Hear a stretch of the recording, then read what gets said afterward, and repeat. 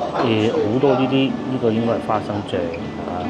咁咧佢哋咧意煎，一個意煎，這個意煎喺圖上咧，佢女兒慘死添喎，幾陰功。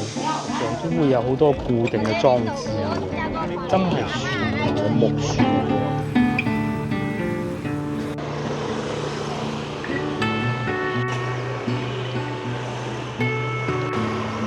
觀眾又嚟到新嘅一日啦！哇！我先係開電雞過嚟嘅，係真係好爽嘅。同埋呢邊唔會有人影相嘅，即係唔會話有人影你冇戴頭盔啊或者點咁樣，好正嘅，梗係正嘅。15分鐘就喺我住嗰個酒店嚟到呢度啦。咁而家食個早餐先啦，梗係咁食完早餐咧，行下市場。個市場叫西新市場或者叫做市集啦。咁咧通常呢啲地方咧早餐一定係好嘢食。我決定咧食一個腸粉，好似喺呢度附近嘅。到早餐咧大多數係幾種嘅。第一個，如果你要坐低食嘛，嗰條麵咧嗱裏邊有一間啦，已經有一間啦。早餐咧就碳水多啲冇問題嘅，佢就腸粉咯，即係潮式嘅腸粉啊。包住裏邊好多餡料嗰種咯。每個地方都係要睇下樓盤嘅喎。佢呢個係哇都唔平喎，70幾萬138平。咁有啲係平啲嘅，呢啲我估下邊呢啲應該係舊屋啦。70幾平方米，哇，13萬8。新橋西路啊，呢個36萬幾啊。咁我估嗱，呢啲36萬幾應該係舊屋嚟，10幾萬呢啲冇理由係新樓，即係圖片見到嗰種應該唔會嘅。咁如果係租就呢啲民宿係8800蚊一個月咯，然之後240平方米嘅。咁呢度嘅樓價應該唔會太高嘅。主要係旅遊生意同埋琴日咧。我坐車牌嘅時候咧，打車啊，咁司機哥哥咧就同我講，今年啊啲生意都冇舊年咁好啊，大環境唔好，咁係咁噶啦。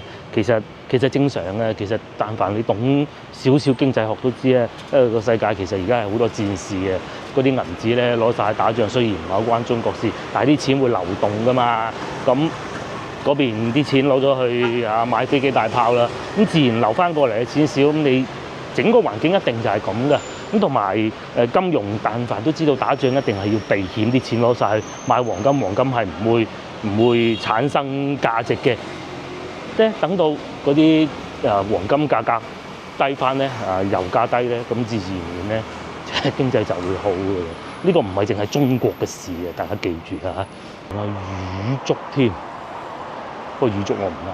其實好近我之前住嗰個酒店嘅，咁呢度咧亦都係好近西街啊！西街即係咩咧？大家記住啦，如果咧你要食嗰啲小食啊，琴日我哋去嗰度就牌坊街啦，牌坊街小食唔得嘅。琴日司機哥哥都同我講，證實咗我嘅認知係冇錯嘅，西街小食唔得嘅。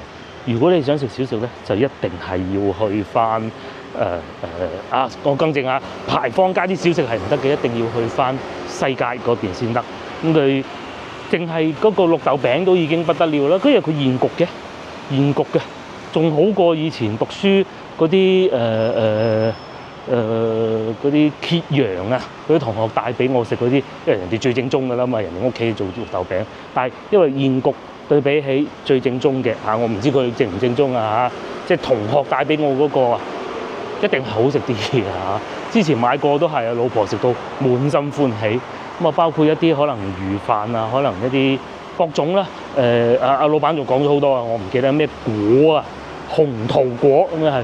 佢話輕輕走有好好食嘅咁樣，不過就熱氣啲咁咯。咁同埋咧，琴日啦，老細咧亦都推薦咗就話，喂，如果可以咧，食一個雞橄欖撈雞冇骨嘅我好想試呢個啊。咁咧佢好似牛火咁一碟碟嘅。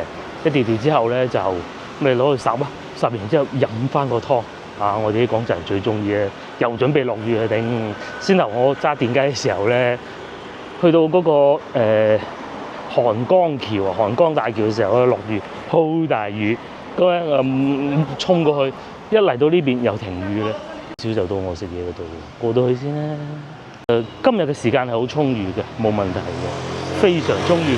我最遲最極端4點鐘走都冇問題嘅嚇，咁但係唔會搞到咁點，應該12點1點差唔多就會走嘅。唔見咗隻貓，2月7號走咗去，而家都應該玩得好開心啊！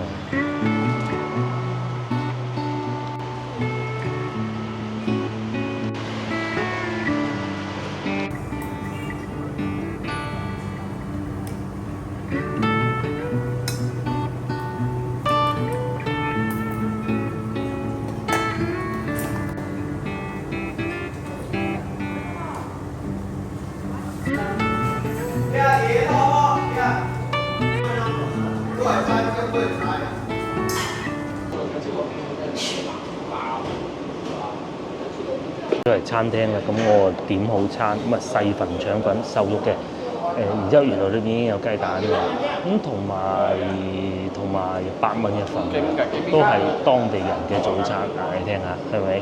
咁啊都有遊客嘅，但係比例唔高咯。不過咧就係我嘅早餐，哇好 heavy 嘅真係，好多呢個應該係花生醬啊，咁咧佢哋咧中間夾嘅咧係喜歡用芽菜㗎。啊，真係㗎！咁然之後咧，上邊咧呢啲有啲鹹菜，或者我哋會叫翻鹹粒啦。咁同埋仲有啲香菜，即係芫茜啦，南北嘅叫法都唔同嘅。咁同埋咧，老闆好厚道啊！我啱先睇見，因為我社交媒體睇見嘅，佢哋好喜歡加個蛋落去嘅。我話老闆，我2蚊加個蛋啊！咁老闆話你有㗎啦，唔使㗎啦，唔使啲咁嘅錢。真係啊，裏邊有個蛋嘅，亦都越嚟越多。外邊咧。雨亦都開始減少啦啊，非常之好，食個早餐先。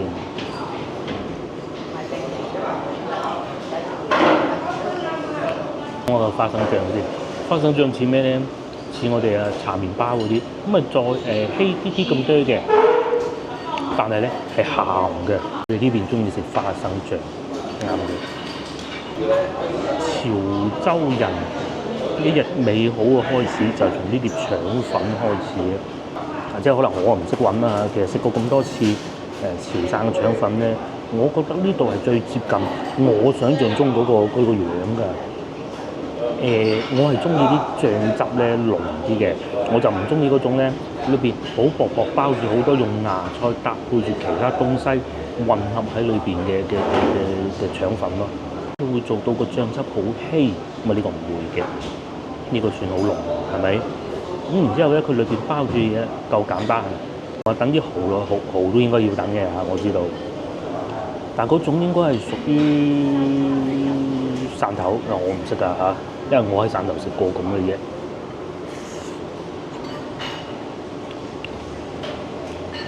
就真係好似一個食緊一個麵包夾麵包嗰啲花生醬咁樣，我覺得如果作為一個午餐嘅話咧，佢係口感重咗啲嘅。咁但係如果作為早餐咧，可以，因為你成晚冇食嘢喎。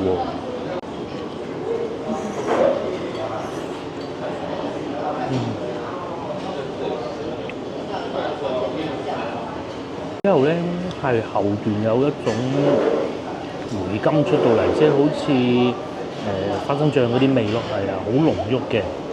咁另外一處腸粉皮咧，就冇廣州嗰啲咁煙韌，係會稍為碎少少嘅。地方做法都唔同嘅嚇，你唔能夠要求佢好似食到好似廣州腸粉。如果係冇必要嚟呢度食咧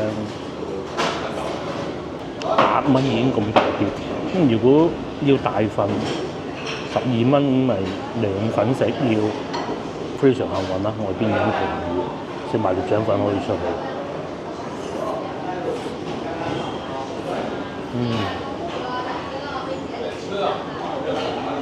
好正啊！又攞深圳啊嚟比啊！呢啲好過深圳食到嗰啲咯嚇。我都食過一次喺深圳，應該呢度會比深圳要正宗吧？我估，最起碼有當地人嚟食啦。不過如果佢出多個套餐咧，係加啲可以加啲蠔仔落去咁啊好。不過可能嗰啲淨係貨遊客嘅啫。老闆話咧，你可以嘗試加少少辣椒油。佢唔係辣椒豉油，佢係辣椒油。又試下咧。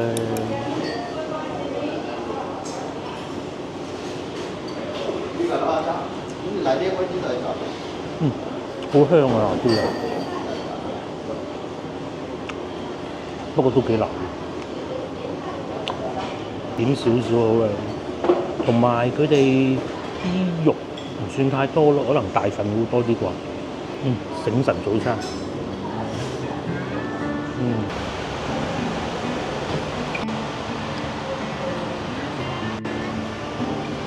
食完腸粉嗱就停雨啦，非常好，非常合適去市場買餸啦嚇。菜我應該唔會買嘅，買翻去冇興。下一集應該會同老婆去西朗市場買餸。牛肉丸我會買啲嗱，今次咧老婆咧就交代咗，佢話之前喺度買過咧不太好，唔好買咁平嘅，一樣係使咁多錢，譬如話使50蚊咁先算啦嚇。唔好買2包，買1包，即係50蚊1包。個意思就係買啲好啲嘅，因為買咗翻去咧唔好食咧，好冤枉噶嘛。即係夾硬冇人食晒佢咯。咁但係如果買好少少嘅，咁啊意猶未盡，應該係咁樣嗬。喺潮州呢度其實開呢種共享電雞係一個唔錯嘅選項。不過咧，一定係要你有好資深嘅駕駛經驗。我俾個推薦大家，澳門觀眾應該係可以好好咁駕馭到嘅，因為澳門人係會開電單車噶嘛。極速咧係可以去到25公里每小時嘅，係真係好爽嘅。譬如我先後喺酒店開到過嚟，咁啊俾咗2蚊，好似係。咁你跟住人哋啲車行就得㗎啦嘛，係嘛？咁4個轆佢會避你嘅，咁但係你走出馬路中間梗唔啫，係嘛？邊度都唔得嘅。州人啊唔識地步啊，佢揸埋架車入嚟好彩啊叔叔好老道經驗啫，睇得出佢。咁啊開慣廣州嗰啲路，其實呢啲路都唔算話重大挑戰啦，都應付得到嘅，好繁忙啊！所以點解唔好揸車嚟？就算真係一係打車，一係開電雞就係咁解嘅。嗰啲牛肉店好吸引啊！我會先去買牛肉丸先，我已經揾咗間㗎啦。聽講喺市場裏邊嘅，已經見到有黃皮賣啦。不過咧，佢哋唔係明碼實價嘅，我溝通唔到，冇必要啦嚇。呢種早餐店佢哋都好中意買，買完咁啊即刻食咯。跟住唔識，全部都唔識。呢檔好似幾好咁喎，燕磨豆漿，仲要排隊啊飲碗豆漿，因為佢哋潮州人咧好中意飲豆漿嘅，要排隊咁交關，行下先啦。咁啊，我要買嗰個牛丸就行前少少嘅啫，唔知邊個口轉入去喺市場室內部分嘅，冇錯就喺呢度啦。地圖軟件講喺呢度行去嘅，係咪好隱世咧？過馬路先。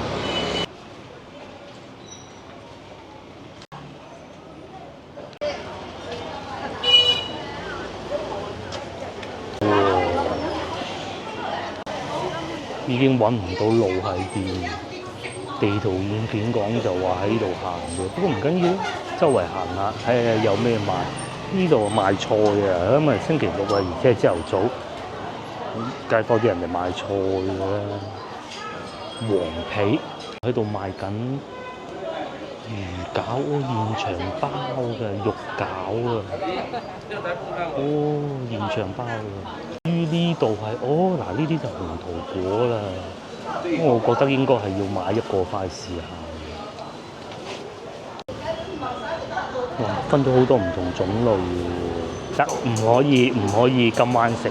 我啱先問咗老闆話有冰箱就得，冇冰箱唔得。我冇辦法保證有冰箱，係算啦算。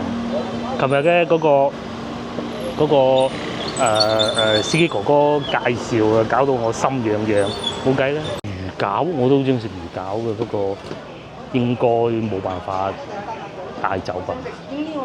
佢指住係呢度入去嘅喎。哇！咁隱世，我好似見到我要揾嗰間牛肉丸店啊，就喺前邊。因為外邊咧城管哥哥趕人走啊，所以咧全部走晒入嚟。呢度咧就係市場收留部分，好過上次咧我同老婆去嗰個好多，雖然冇明碼實價，即係我唔會買嘅一回事，但係咧熱鬧得過上次嗰個好多。上次咧喺潮州呢度啊，買咗嗰啲牛肉丸翻去咧，咪就係逼人食咯。係啊，因為唔好食啊嘛。冇錯，就係前邊啦，中記牛肉，哇，好多人排隊喎。睇上去有啲似係遊客，有啲係本地人嚟嘅。中記牛肉不加任何添加劑啊！佢有分嘅，牛肉丸25蚊一斤，左邊就45蚊一斤，有現切牛肉咯。呢啲咪可以買翻去打邊爐啊、火鍋咯。不過我唔會買，因為咧保唔到鮮，浪費咗啲食物唔好啦。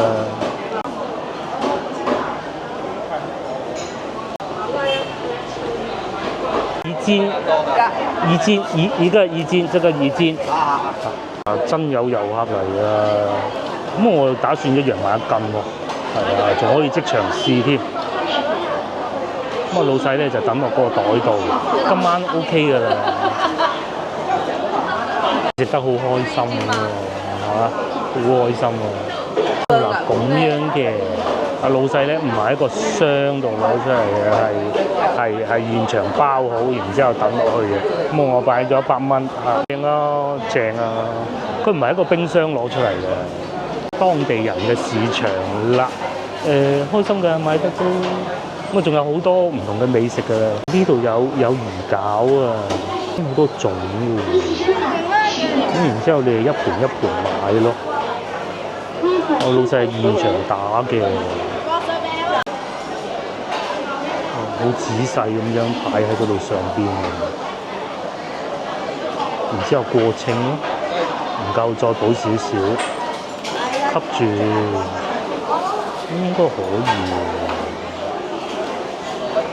要咗一份魚丸同埋魚餃啊咁嘅，老細又包起身嘅。有魚飯啦，呢啲夠乾身嘅，好食嘅。不過我唔會買啊，擺唔到翻去。仲想會買啲牛肉嘅，不過都係唔好嘅。牛肉唔平啊，所以到時翻到去變咗味就唔好啦。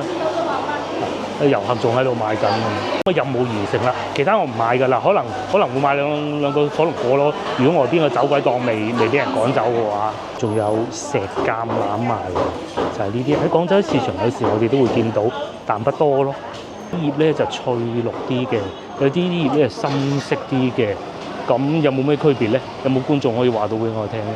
我都係唔識嘅。呢度仲喺度排緊隊喎，我係咪應該買一支咧？排下隊唔係好耐嘅係嘛？佢有分大杯細杯。哦，我知呢個係咩啦？佢係嗰個淮山飲料啊，嗰啲豆漿啊，4蚊我見到最平嘅係，又有花生又有眉豆咁嘅，話有啲人攞個大罌嚟裝。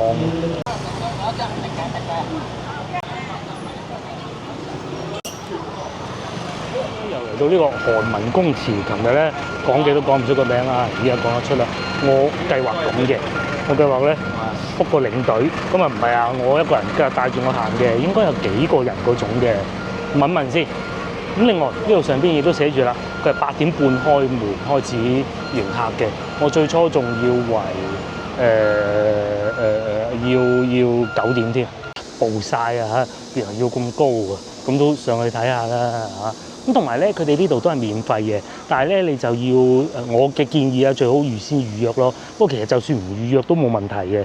咁同埋琴日咧，我喺美團呢度揾到一個講解服務，但係而家又揾唔翻咯。嗱，上到去再講啦。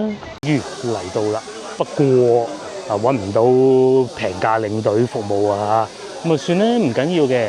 跟住行跟住睇啊，呢度咪有咯，你偷聽一句半句冇問題嘅。但係好多人喎，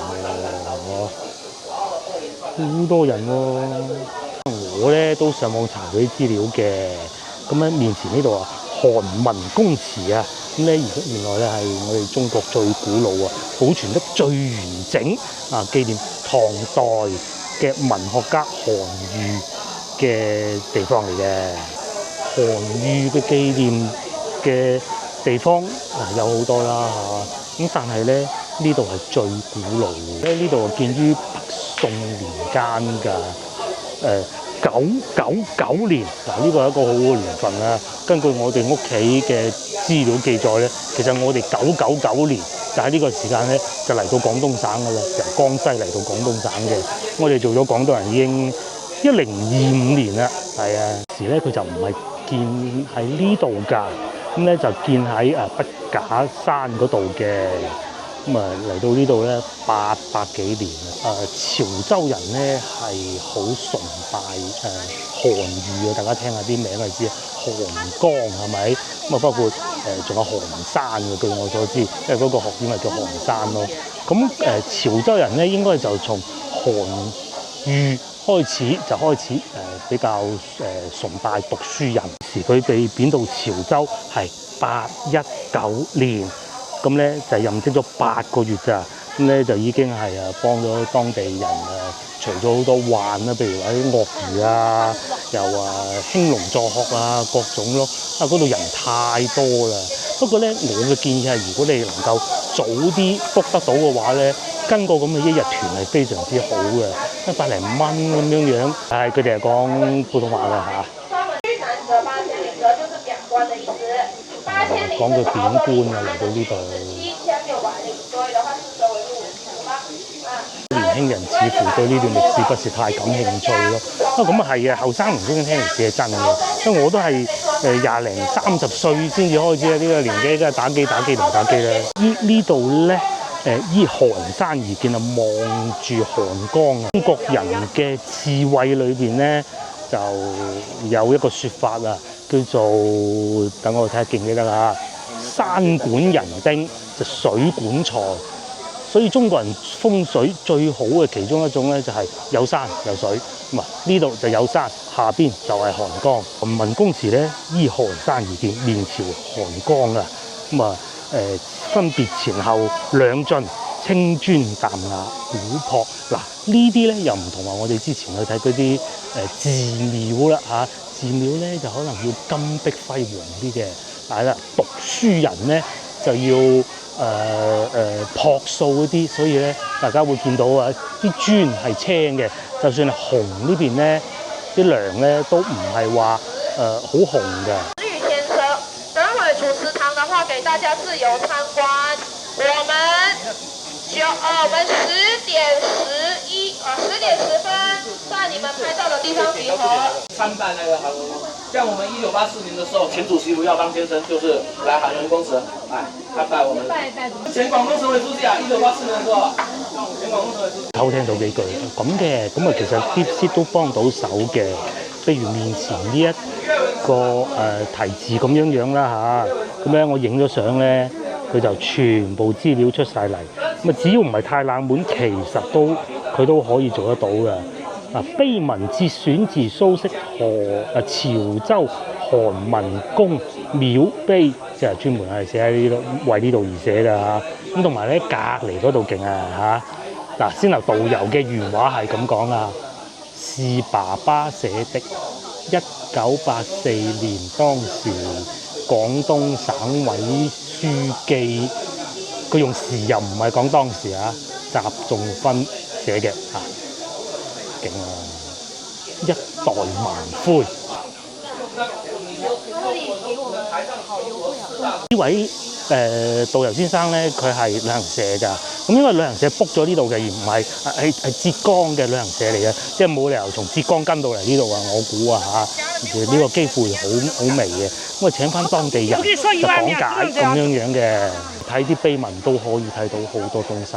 我就比較膚淺嚇，就不慢慢睇啦，因為都需要幾多時間嘅。嚟我哋繼續上咯喎，睇人工智能幫到我哋手啦。終於嚟到韓文公祠啦，就喺呢度。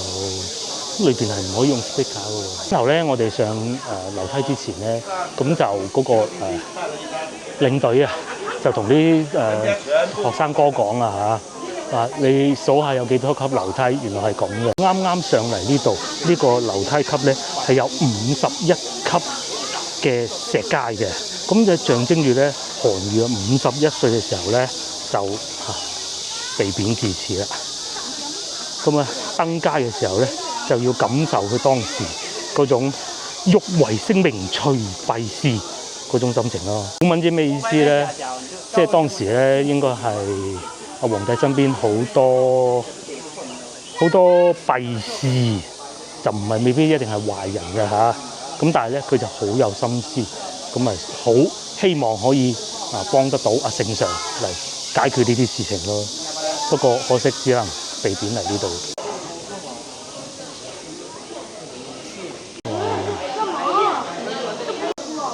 佢遠點到潮州呢度，當時咧係好遠啊，點到嶺南咁啊嘛，好陰功啊！當時嶺南仲未有好似而家咁山明水就係好多瘴氣啊、蛇蟲鼠蟻啊嘛，咁係最大嘅政治挫折嚟㗎。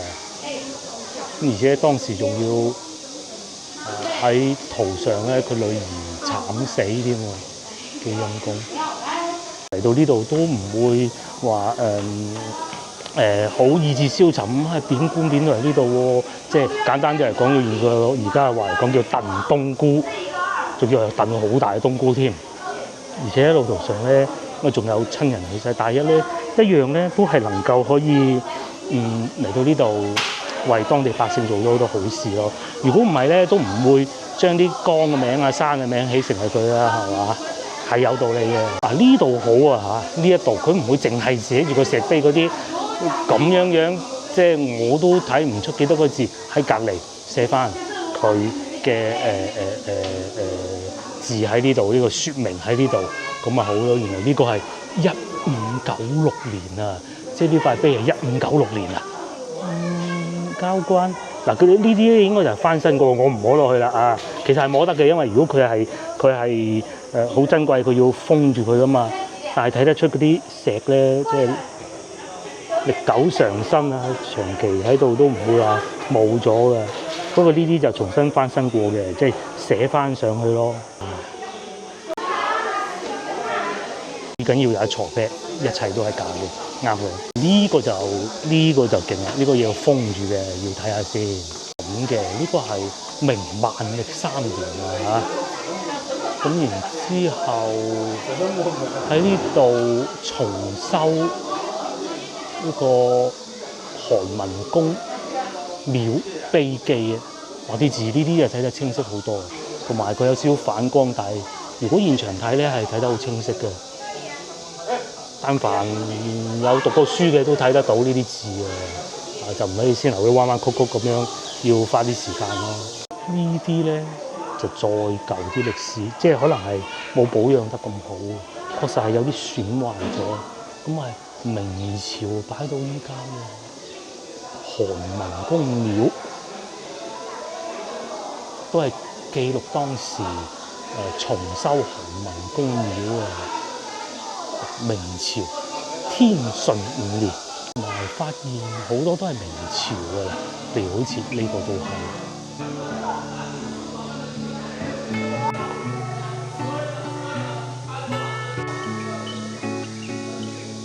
所以開始喺度講小食啦，係啊。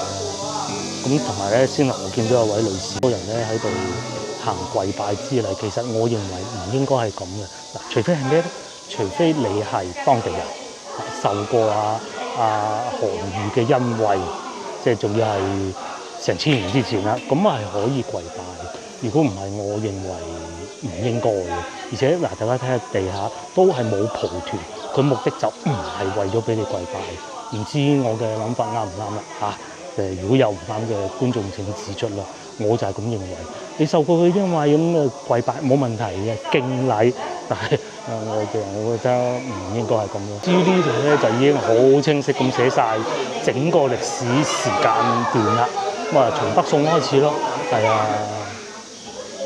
哦，sorry，從最上邊啊嚇，999年開始，咸平2年，咁然之後就一路嚟到民國咯。先生咧就係付費嗰啲講解嚟㗎，咁都好啊，其實唔係好貴嘅，但係佢要幾個人先成團咯。呢邊咧仲喺度啊，仲喺度啊。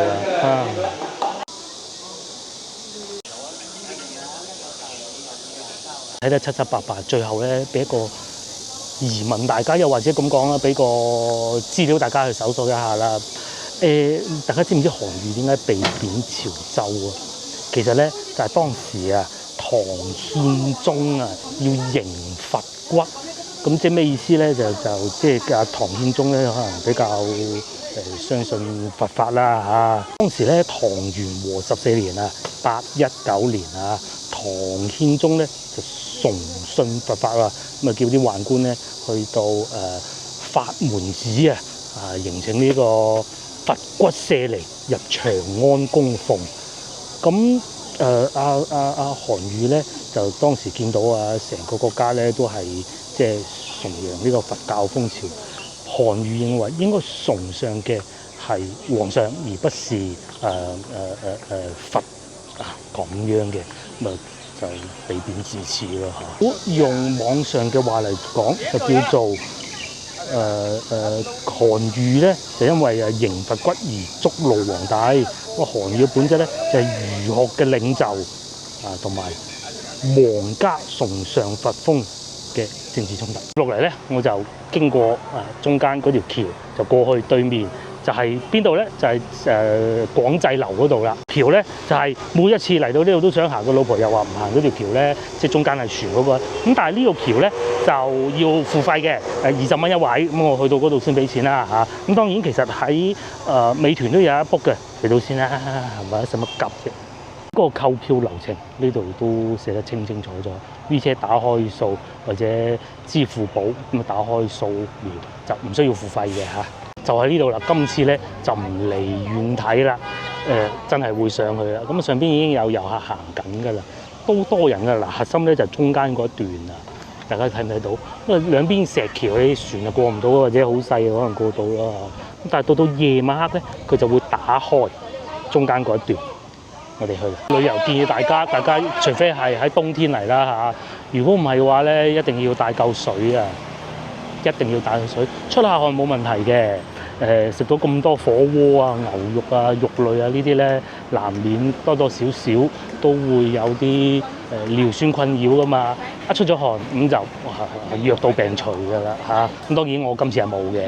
其實以前我係會有嘅，我都好注意啊。飲多啲水，出咗啲汗係最好嘅藥嚟嘅咯。咁但係如果真係唔舒服，梗係要睇醫生啦嚇。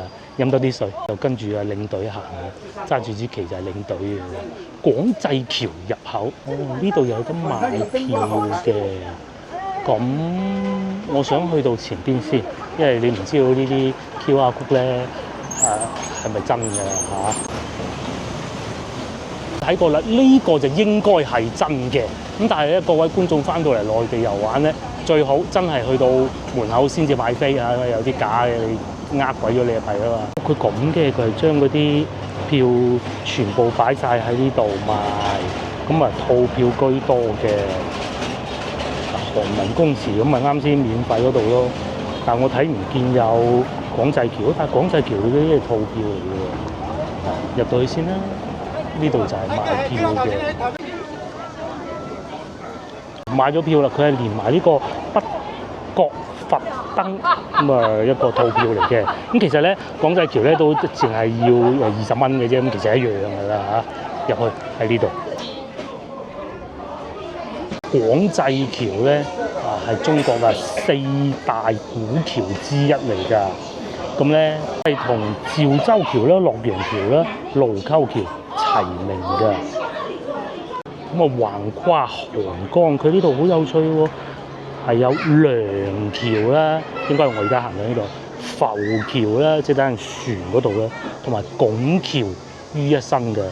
嗱喺呢度咧，你係冇限時間逗留幾耐嘅，咁同埋咧可以有地方俾你休息嘅，而且咧都幾好風添。你覺得行得熱喺度稍稍休息一下，望下風景都係不妨嘅。喺度欣賞下航江咯，哦，幾闊個航江。咧仲有直升飛機服務㗎，係啊，係有直升飛機服務、遊覽服務嘅。咧呢度有24間停屋，即係好似面前呢啲咪叫停屋咯，停屋都有24間啊。我咧有一咁彈性嘅交通系統啊，都算交通系統咯，好少有嘅。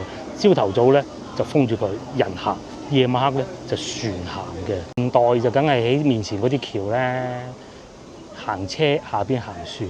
咁古代冇咁好嘅建築水平嗰個，就只能係咁，幾好啊！能夠保存到依家。我咧喺雍正年間啊，喺度擺咗兩個鐵牛啊，唔知大家先頭睇唔睇到？我就睇唔到㗎嚇。喺橋嘅兩邊都有一個，另外嗰邊啊，東西兩邊啊，另外嗰邊就等人睇下睇唔睇到。仲有得茶藝添啊喺度，好優雅啊！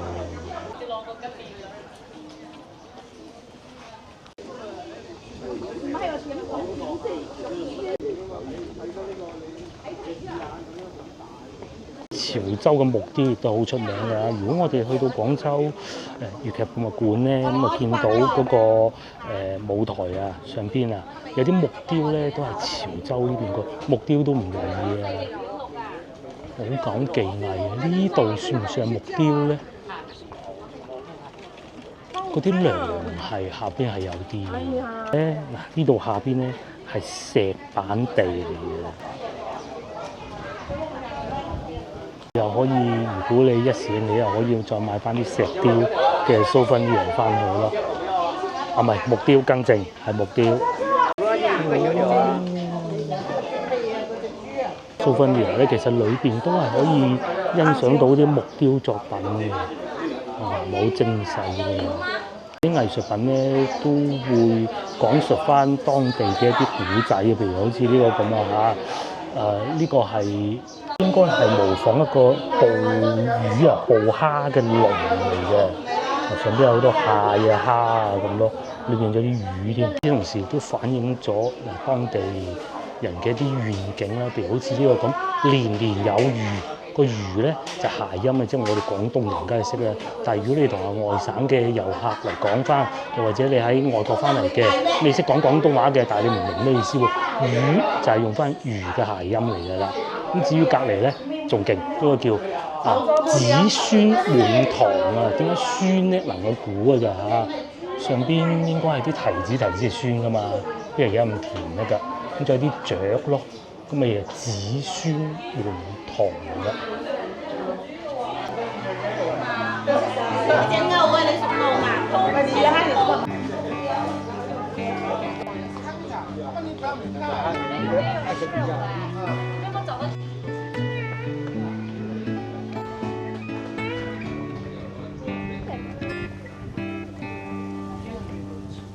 慢慢行，我哋就差唔多到浮橋，大家睇下前邊係咪有兩嚿紅色嘅東西咧？佢咧就固定住嗰啲船㗎。咁啊嗰個船橋咧都算船嚟嘅嚇。古代據說啊，當時就已經修建咗呢個，就用石嚟固定住嘅。咁我估下，佢應該用啲勾住嘅，朝頭早咁啊勾住佢咯。到夜晚黑要打開啦，解翻開個勾佢，將啲船拉翻過嚟。我估應該係咁嘅嚇。少啲再睇下上邊，真係木嚟嘅喎。佢唔係石嚟嘅喎，真係木材嚟嘅喎。個樣咧唔似係近呢20-30年先至擺上去嘅喎，係擺咗好耐歷史喎，都有鐵釘嘅，但不多咯，可能後期翻新加固上去嘅。終於啊到浮橋啦嚇，浮橋就我應該敢過啩，我唔怕水喎，怪唔得個老婆一路話唔嚟咧，我明啊，佢好怕水嘅。現代啊，呢啲一定唔係古代㗎啦。就用呢種方法嚟將嗰個橋收起，嗰個似咩咧？似一啲碼頭啊，係嘛？嗱，而家就梗係有啲纜咁嚟綁住佢咯。咁啊呢度咧就木嚟嘅，間就係真係橋咯，都幾平穩㗎，唔會有話嗰種浮下嗰種拋得好犀利嗰種感覺咯。浮少量但不多，區輸到夜晚仲靚啊！如果你走得啱時間咧，夜晚過呢條橋。佢船上都會有好多固定嘅裝置嘅，真係船嚟嘅，木船嚟嘅，都幾穩陣，唔係話噏下咯。咁但係就唔可以翻出去外邊坐喺個船頭嘅，不能夠。啲古橋啊，真係好難得啊，一定要嚟睇一次。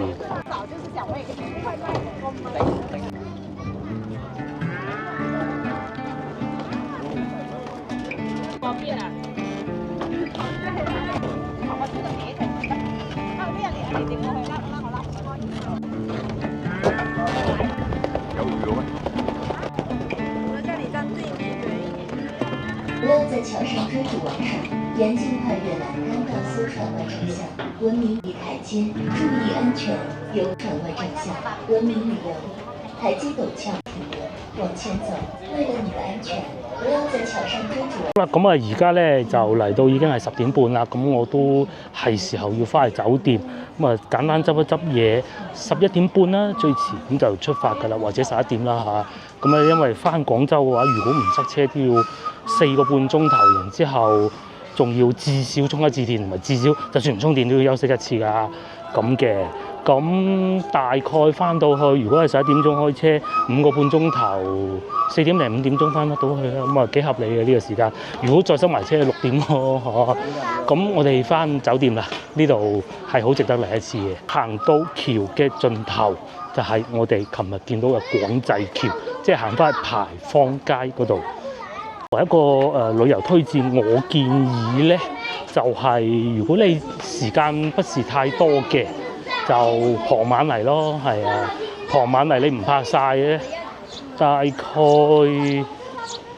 行韓文公祠1個鐘頭咩都夠嘅，行呢度30分鐘啦，慢慢睇，就算你坐下休息埋都再俾多30分鐘，即係2個鐘頭啦。然之後就翻啱日落嘅時候，咁就可以去到廣濟橋咯。咁啊，梗係食啦嚇，行下啲嘅夜市咁樣樣。如果係牌坊街嗰啲小食唔啱咧，其實行翻過去西街唔係好遠嘅咋嚇，唔係好遠嘅啫。但係你要手提電話地圖，咁就嗰邊會有更多嘢食，甚至乎你好似我咁行完嗰個牌坊街，再打埋架車去遠啲食個牛火鍋，其實都得嘅。又或者將食牛火鍋擺喺上面咯，咁樣嘅，睇你實際情況啦嚇。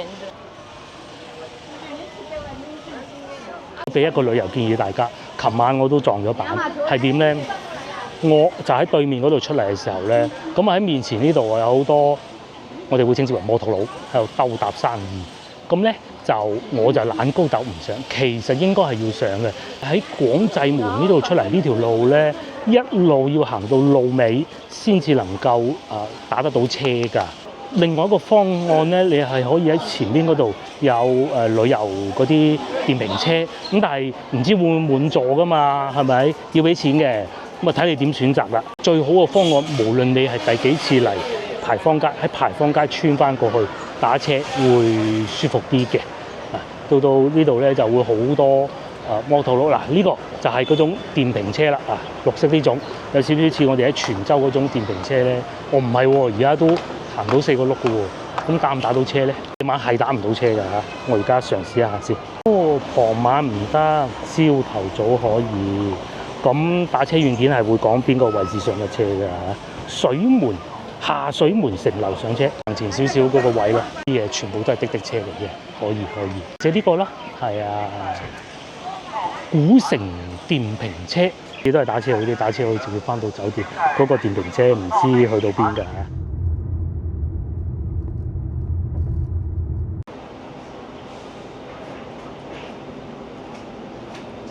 終於嚟到河源，咁咧呢度就充到電㗎啦。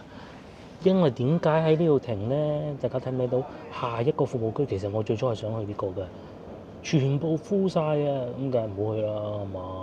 加之仲要50公里嘅話，再快都要開4-5個字啦。呢度咧河源啊，係啊，咁啊翻去嘅路上嚟嘅，開車開咗2個鐘頭，咁啊而家去服務區嚟洗手間都要去下啦，係嘛？去到先講啊，去完洗手間先講電裝，同埋都幾多車充電嘅。呢度咧就好多餐廳嘅，連鎖式嘅，睇上去幾吸引啊！前都係30零蚊啦，睇見米粉啊唔好啦，要個如果套餐荷葉飯43。之後隔離咧就有 KFC 嘅，我覺得就 KFC 就不必啦吧嚇。充電就35分鐘先充滿，咁啊食啲嘢咧。至於後邊嗰啲咧，其實佢仲有啲手信啊，各種賣嘅咯。面前就係我嘅套餐，咁啊有一盤菜啦，有個冬菇滑雞，咁啊仲有一碗湯，哇碗湯仲好熱添。呢度標榜係啲米靚咯。係啊，台山象牙香煎，正經經食餐飯咁啊好咯，飲啖湯。佢嗰啲雞係起咗骨嘅，但係啲色水好似滲咗啲。以一個要求好高嘅廣州人嚟講咧，合格線以上少少啦，65分啦，哇！不過間湯好熱。不過咧，高速服務區。係咁噶啦，你呢啲翻去西門口20蚊差唔多啦。啲米好靚喎，試下先。荷葉蒸飯，哇！過幾日翻去西門口要食荷葉蒸飯先得。濕咗少少，不過荷葉香嘅，係有荷葉香味嘅，但係就濕咗少少。佢再蒸耐呢啲咁多啫，或者落少少水，冇好講嘅嘢嚇。試下冬菇啦，不如都可以嚇。喺廣州以外食到咁嘅，其實都 OK 嘅。清遠啦，清遠都幾好好嘅。清遠嗰啲雞蒸飯，揾日去清遠食下雞蒸飯先，好過廣州。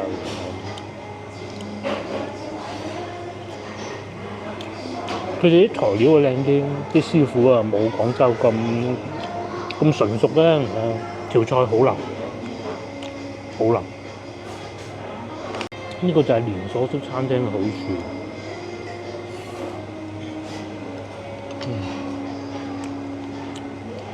試下啲湯，先頭睇啲資料咧，好似話呢度屬於自金園，好似即係揸車都經過。咁同埋路上潮州市區就肯定開得慢啲嘅。通常我揸車咁嘅車多咧，就跟住限速行咯。咁啊，跟住前面嘅車行啦。如果車係好少嘅話咧，120嘅限速咧，我會行到130嘅，係啊。冇車唔使啲咁過於緊張啦嚇。咁所以咧，大概2個鐘頭，之後呢2個鐘頭，我行到190公里左右嘅。度咧係睇到充電嘅。咁而家呢個時段1蚊6啦。明顯充到60%添喎，嗰個超充裝。不過我架車咧同佢就唔係好啱，即係用唔到佢最盡嘅。如果去翻特斯拉嗰啲充電樁咧，飯都唔食得㗎啦，買支汽水去洗手間就要走嘅。呢啲咧就第一佢唔會罰錢，第二咧你唔好咁過分啦。第二咧就冇特斯拉嗰咁快嘅個雞，我一般好一般。廣州以外食雞，我自己最中意啊嚇，就一定係清遠嘅。咁啊，其實湛江都唔錯嘅，黏濕濕啲嘅個雞，好腍喎。佢唔係嗰種有咬口嗰啲肉，越嚟越奄尖。好啦，唔講咁多，食完先，食完咧休息一下，咁啊再繼續出發。電咧就充好啦，52蚊6毫7。琴日咧我充滿電之後，停咗翻酒店啊，因為要開住嗰個監控啊，佢係會有用電嘅，咁所以就會有先行嗰200公里咧，其實就冇用到50蚊咁多嘅，咁啊有啲係琴晚嗰啲監控啦，咁圍到4毫幾3毫咁上下啦嚇。好啦，咁我哋繼續行程啦嚇。